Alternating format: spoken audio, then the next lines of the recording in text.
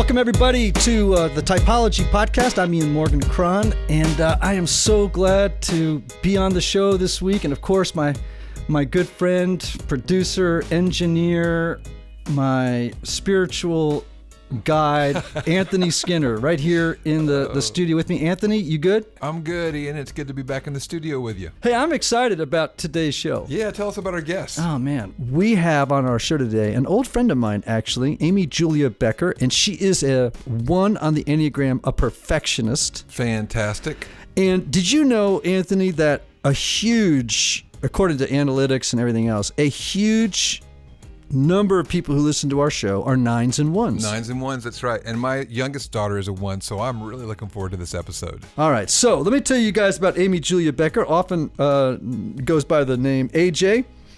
So Amy Julia is the author of a new book, White Picket Fences, Turning Toward Love in a World Divided by Privilege. And she's also the author of Small Talk, Learning from My Children About What Matters Most. That came out in 2014. A Good and Perfect Gift, Faith, Expectations, and a little girl named Penny. And I hope we're going to get into a conversation a little bit about Penny with AJ. And that book was named one of the top books of 2011 by Publishers Weekly. Also wrote Penelope Ayers, a memoir of faith, family, and disability. That's appeared in the Washington Post, USA Today, the list goes on and on, The Atlantic, blah, blah, blah. She and her husband, Peter, who is also an old friend, they got 3 kids, Penny, William, and Mary Lee, and they live in Western Connecticut. That's my old home turf. It's going to be a good show. It's going to be a good show today for Enneagram Ones or for anyone who loves them. AJ, welcome to Typology. Well, thanks for having me. I'm glad to be here. Well, I love 1s. I'm glad to hear that. I really do. I have such an affection for them. I think in part because I understand a little bit about their blessings and their blights, because as a 4, I go to 1 when I'm in a good space. But you know what? I often go to the low side of 1 because I'm also a bit of a neurotic at times. So when I can slide around inside of 1 a lot. And so I'm really, really excited to talk to you about it. Now, my first question is to you. How much fun is it for a 1 to write a book? Oh, I love writing books. Well, I do. Yeah, books feel very comfortable to me. Like a really fun puzzle and challenge. So I like the thinking about the book. I like structuring the book. I like writing the book. I like editing the book. I really actually like every aspect of writing a book. All right. Well, then I'm sure you've read, I know you've read my friend Annie Lamott's book, Bird by Bird. I have. Yeah, I read it almost every time I sit down to write a book. It's like the first thing I do. And of course, I read that first, I think it's the first chapter. Forgive me, everybody, for bad language, but this is the name of the chapter, The Shitty First Draft. Right? Oh, I know it well, yes. And it's so helpful, but this is what she says in it. She says, perfectionism is the voice of the oppressor, the enemy of the people. It will keep you cramped and insane your whole life, and it is the main obstacle between you and a shitty first draft. I think perfectionism is based on the obsessive belief that if you run carefully enough, hitting each stone just right, you won't have to die. The truth is that you will die anyway, and that a whole lot of people who aren't even looking at their feet are going to do a whole lot better than you and have a lot more fun while they're doing it. That's great. Is that great? That's so great. So great. And it's funny, that is so true for me in so many areas of my life, and less so with writing.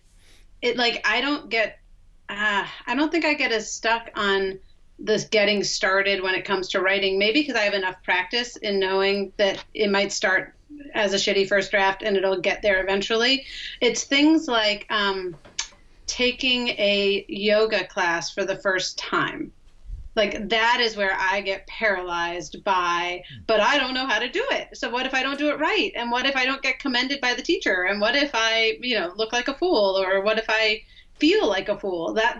It's those types of things, like taking risks in public that I feel very, very hesitant to do, if not paralyzed by the thought of. Yes. In fact, you've just underscored a key feature of Enneagram Ones, which is that they are afraid to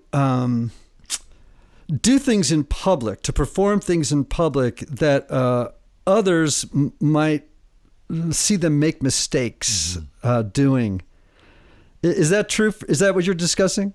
Absolutely. Yes. So that, I mean, again, I can think of the first time I was invited to a yoga class.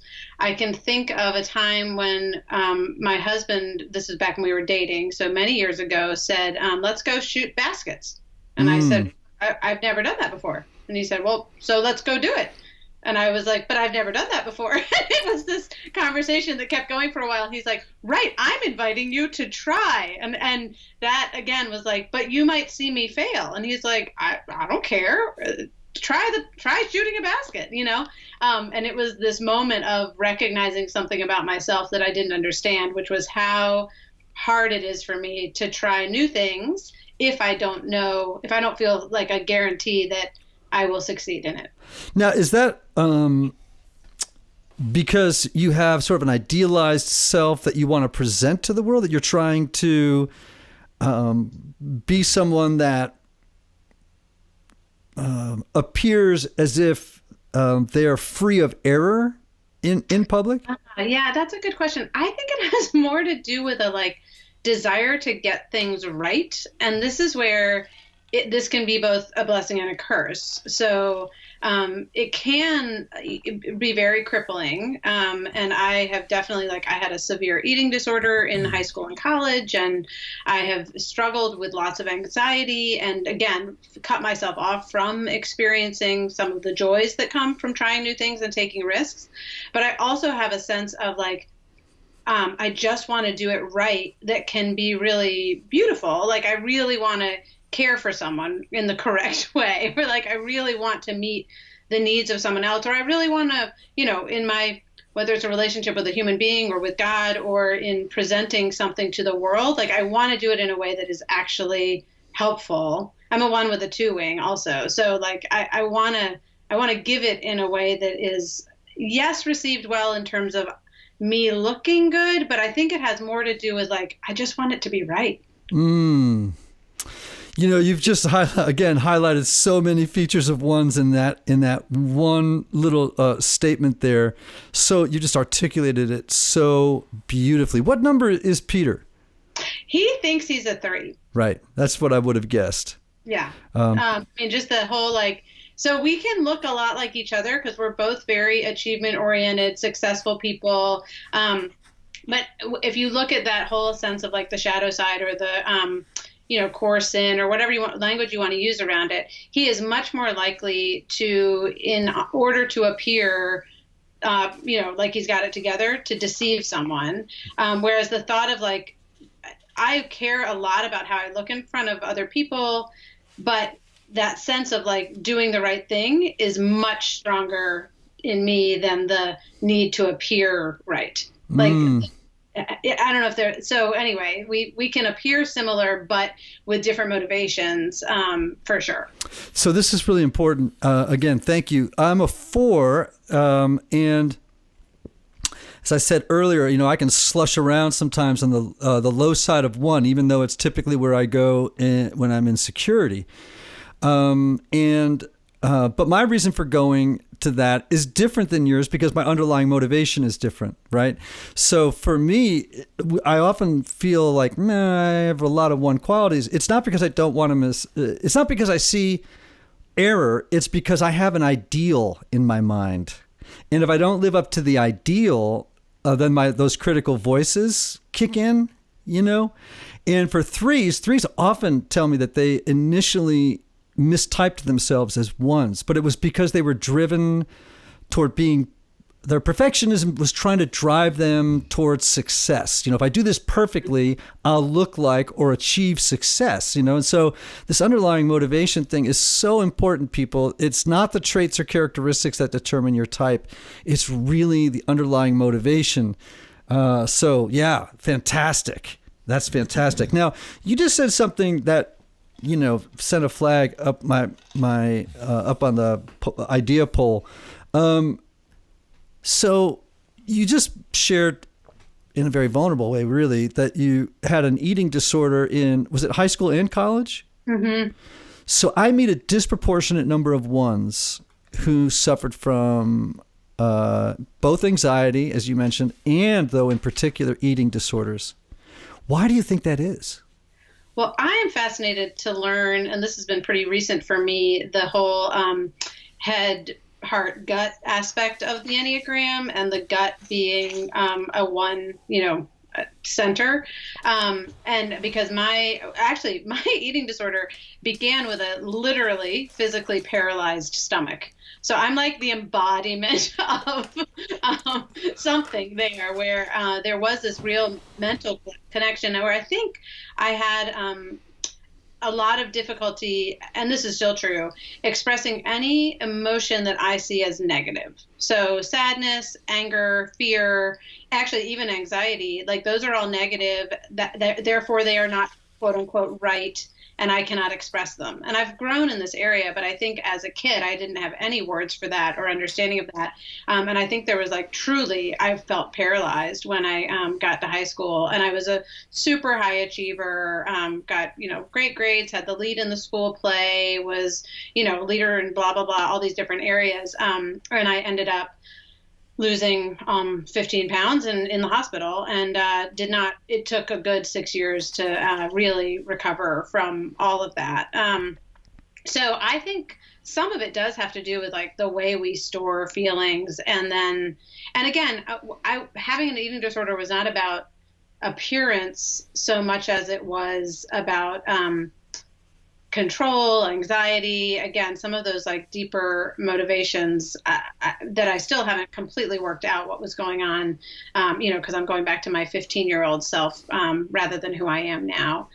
But I do think it doesn't surprise me that that's characteristic of a lot of us ones. Mm. Yes, I think it's also probably related to the issues around control. Mm-hmm. And, ones are pretty tamped down, oftentimes. A lot of stuffing of anger, need to control feelings that they deem unacceptable or inappropriate. Yeah. What are those for you? What are some of those inappropriate feelings other than anger, which we know is or resentment, which is a key feature for ones? What other kinds of emotions do you tend to squash, and are they related somehow to this issue around control and eating? Yeah, so I think, anger, again, is something I have a really hard time accessing, so that's certainly there. And then I think sadness is also an emotion that for a long time I deemed unacceptable. And even the worry, which is funny because I do think anxiety is also associated with being a one, but again, you're not supposed to worry. And especially as a Christian, it's do not worry. Okay, I'm not supposed to do that, so I can't admit that I'm doing that, and so I can't actually bring it to God and deal with it. And that's been, as an adult who I think and hope and pray is having some spiritual growth in this area, the understanding that all of these things, all of these emotions are actually very human, very much a part of me, and I am invited to bring them to God rather than pretend they don't exist, has been very healing and freeing. But when I was a teenager, I did not have any recognition of that. I remember telling a therapist, "Oh no, I've never been angry." And I'm like, "Oh, in retrospect, ding, ding, ding, here's a problem here." But that was really what I thought. Oh no, I've never been angry. I don't feel that. But similarly, even to this day, I cry far less often than Peter does. And, some of that is just in watching a movie, but some of that is just true in life that emotions are just less accessible to me. I don't think they're less present, but they're less accessible to me. And some of that is just I live in my head a lot. But at the same time, I do think there's when I'm able to connect my body, my emotions, and my mind, there's a real freedom there that I did not have, certainly, when I was a kid. And in more recent years, that has gone in the direction I'm much more the doing aspect of a one, the one just needing to do all the time and never stopping. And so for me, I recognized maybe 5 years ago that alcohol was becoming my intervention there. It was, I can rest because wine is a signal that I can rest, rather than, no, you can just give yourself that. Like, you could just stop working and take a bath, which as a one, I'm like, why would I do that? Why would I take a bath? Can I read a book while I'm taking a bath? Like, can I? Right. So that's all. Anyway, that's all wrapped up in that. I'm not sure that answered your question, but that's where my thoughts went. Okay, I don't want to hover on this eating disorder thing too long, but it actually is a rich space for a second. Okay, for every number, but particularly for ones. All right, so ones often have what we call the trapdoor. So a trapdoor is usually a secret addiction or behavior that is quote unquote shameful, because you can't tamp down all those animal instincts that you have without them leaking out somewhere or needing to get out, right? They just won't cooperate with that program. So I think, for example, alcohol could be one, right? You wouldn't, do that necessarily at a party, right? Like get a little buzzy, because that wouldn't be appropriate, but you might do it in private, in secret, right? Or and the same with eating disorders, which also have a secretive component to them, right? Particularly, I think with bulimia more, which is like, okay, this is me. This is something I can do that's maybe rebellious or pushing against whoever I thought or whatever I thought was the source that was controlling me as a little person. Like, you can't control my eating. You know what I mean? Like, I have complete control over that. So I wonder if that's part of a trapdoor syndrome that oftentimes ones have.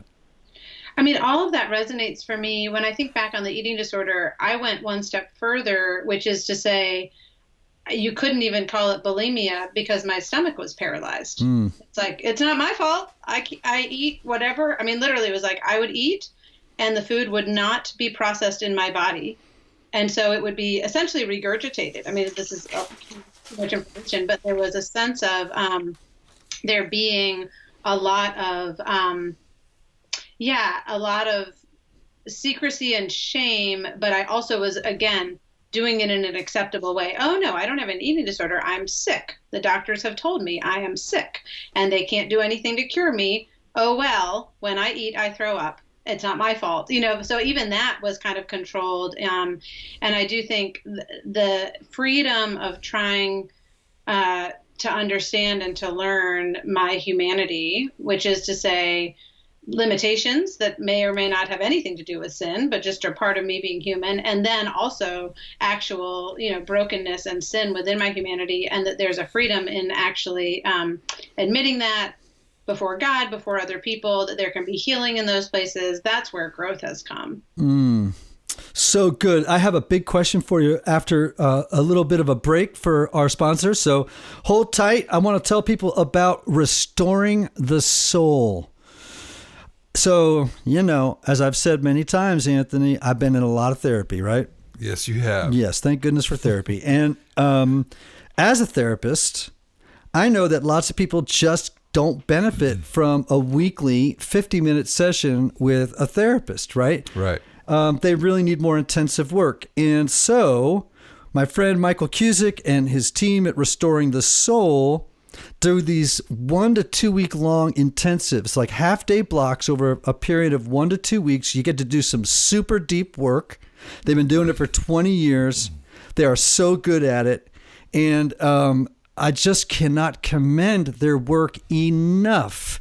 For our typology listeners who are interested in that kind of therapeutic intervention or an experience, Mike is one of the deepest people and knowledgeable people that I know. And you can get a hold of them for a free consultation at 303-932-9777, 303-932-9777. Or you can go to restoringthesoul.com and check out their work there. And just for typology listeners, make sure to visit www.restoringthesoul.com/typology and get their PDF called 5 Ways Unaddressed Trauma May Be Derailing Your Relationship. I am making that call now, Ian. All right, man. You can. You might even get a better break. That would be who awesome. knows? Who knows? All right. So, Amy, Julia, tell people about the topic on your new book and how you see it, if you do, as related to your personality and how, what part of the perfectionist in you was inspired to write this particular book.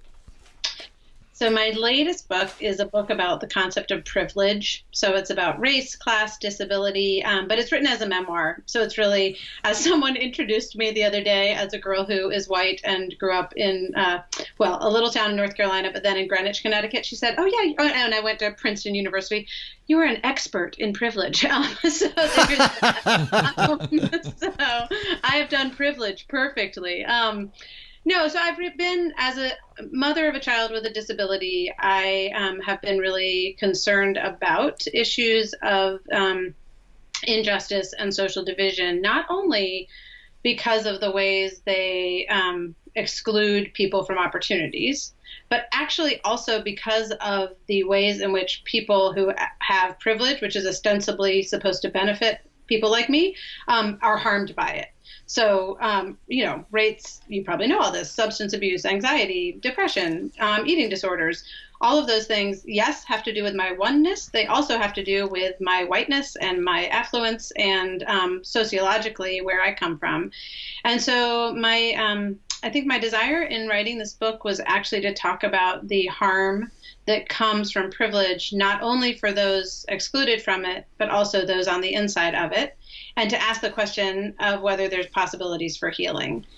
So the way I see that related to being a one is that sense of how the world is not right, and I want it to be right.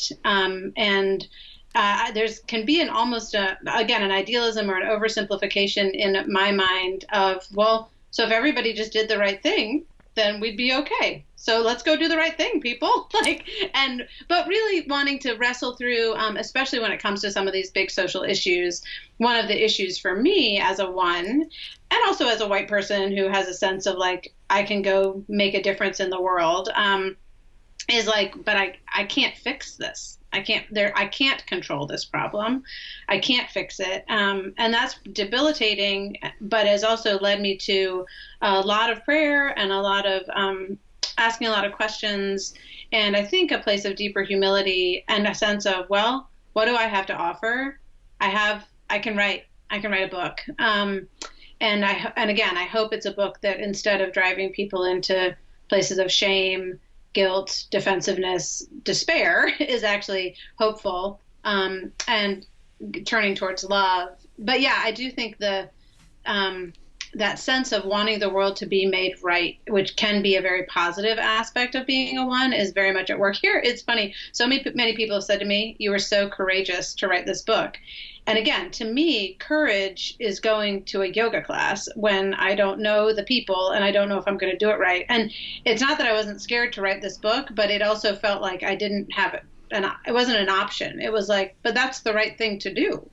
So of course I'll be writing this book. That wasn't, it's not hard for me to put myself out there if I think it is the right thing to do. Whereas it is hard for me to put myself out there in these far less, in some ways, less risky and vulnerable ways. And that also, I think, again, is a positive energy as a one. I'm willing to put myself out there when it really seems to matter to me, even though it holds me back in other ways. So to remind our listeners, Amy Julia is the author of the new book, White Picket Fences, Turning Toward Love in a World Divided by Privilege, just came out on Nav Press. And it sounds to me, AJ, you really lean into that reformer side of one. Some ones are more fixated on the immediate environment or self-improvement or improving the immediate world. And I'm sure you have a little bit of that, but also many of them have this reformer side, which is there are systemic problems in the world, and I feel called to really dismantle or make them go away, to make things right. That sounds like it's your thing. Yeah, I mean, and I will say, Peter and I were taking a walk a couple years ago when I was working on this book, and I said, "But Peter, I'm not an activist," and he said, "Yes, you are. You're just a very polite activist." And, I mean, literally in fifth grade, I went to a school, and the merry-go-round was deemed dangerous, and I was like, "Well, but we can fix that. I want to go on the merry-go-round." And so literally I did a little fundraising campaign and like raised the $200 or whatever it was to fix the merry-go-round, and off we went. And again, to me, that was like, well, problem, solution. The problem of privilege, not quite so easy to address as, oh, okay, let's just go raise some money and it'll all get better.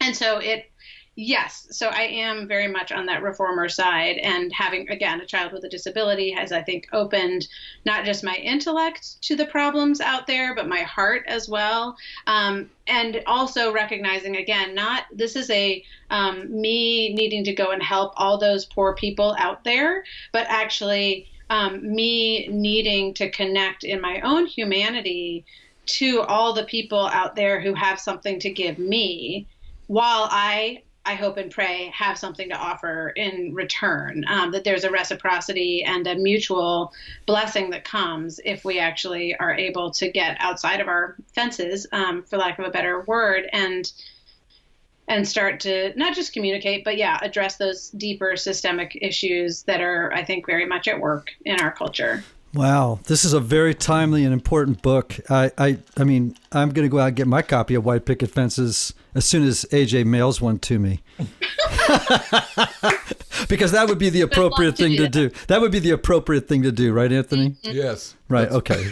So one copy for Anthony, too. AJ, one of the things that I've been learning lately is that my kids play a pivotal role in my journey of healing from the negative aspects of my personality. Like they really help me as part of my treatment plan, with the Enneagram. And you have a disabled daughter, and I want to know, how has that journey helped you wrestle with perfectionism, being a perfectionist?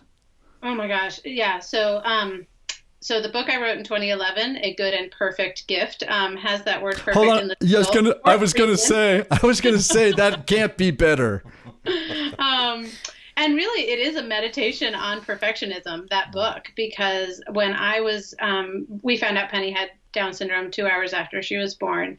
And the language used around Down syndrome is imperfection, defect, abnormality. I mean, there's the language itself speaks to that. And I was really wrestling with my own perfectionism and my own set of expectations around her. But also actually at that time, like a biblical idea of perfection, that verse where Jesus says, "Be perfect as your heavenly Father is perfect," was really like bothering me.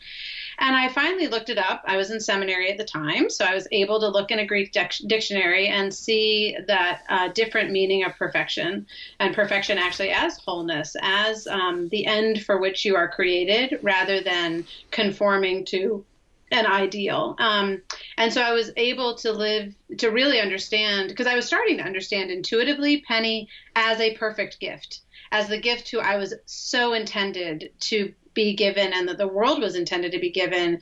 And yet that didn't go with this idea of being perfect. And yet that idea of, and it's used more than once in the Bible, of Jesus's perfection being more of a wholeness, and that being what we are invited into also, was tremendously freeing for me as a perfectionist. And really a reminder, again, I think one of the things perfectionism does is it can make you very lonely, like this sense of I need to be providing for everything for myself.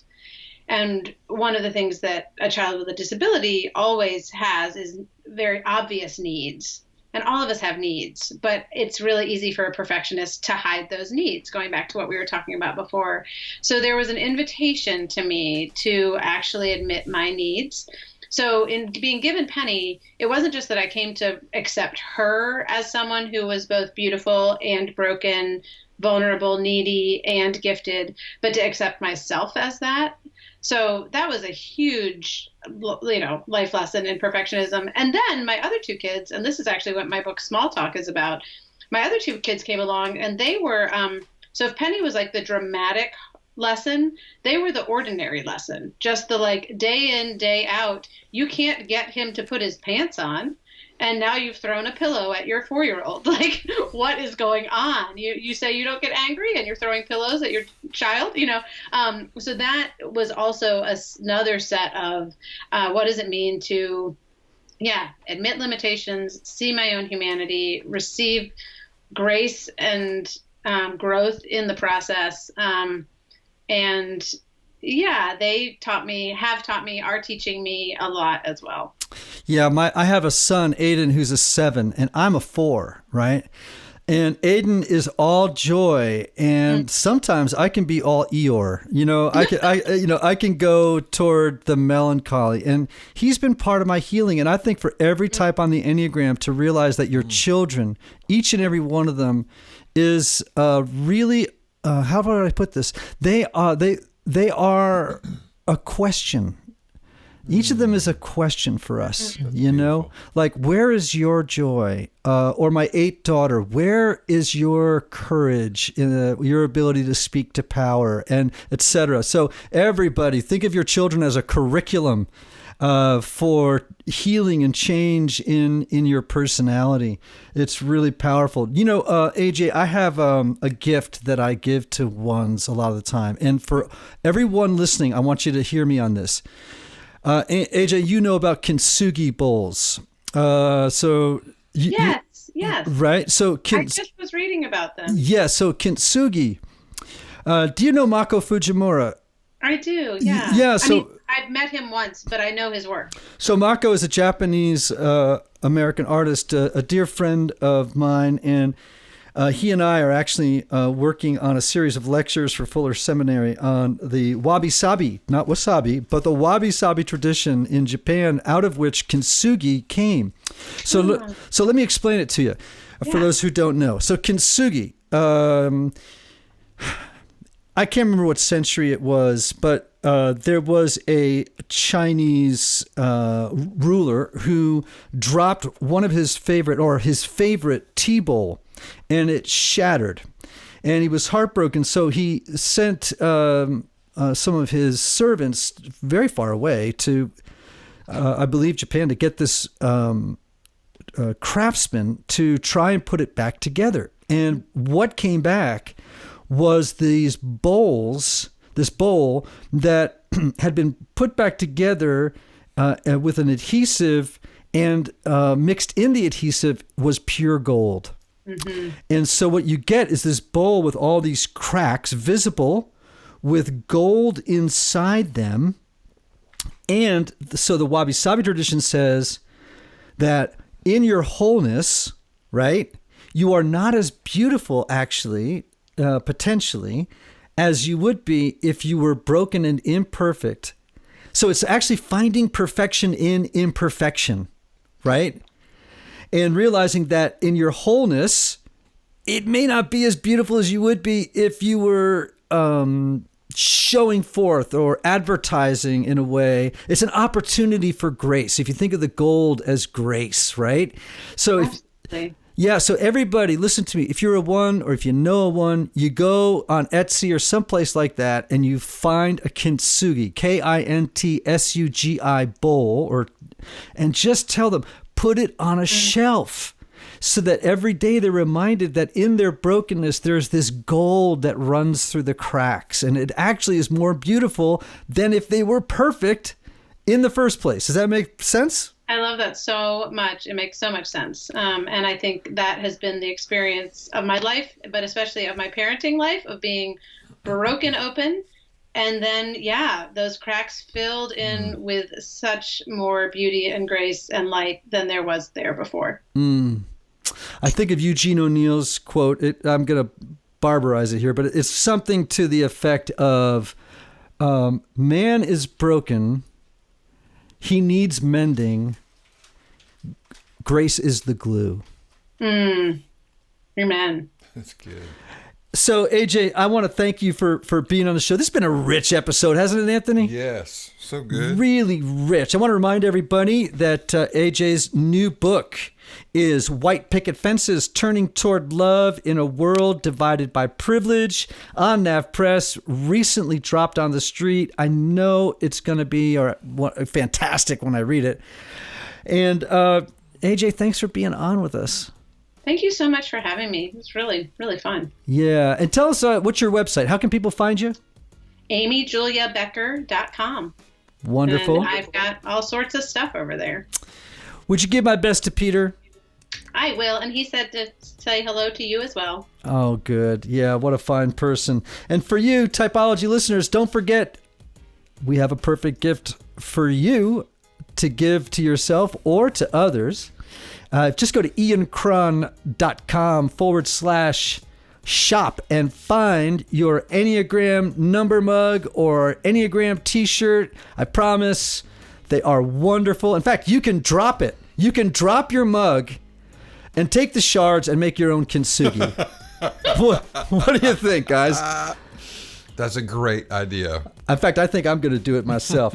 Everybody... I need one mug. I'll send you a book. You send me a mug, and then I will break it and All get right. some painted gold. Yeah, you can go online and find a kintsugi repair kit. I've already ordered mine. I'm not fooling, I did.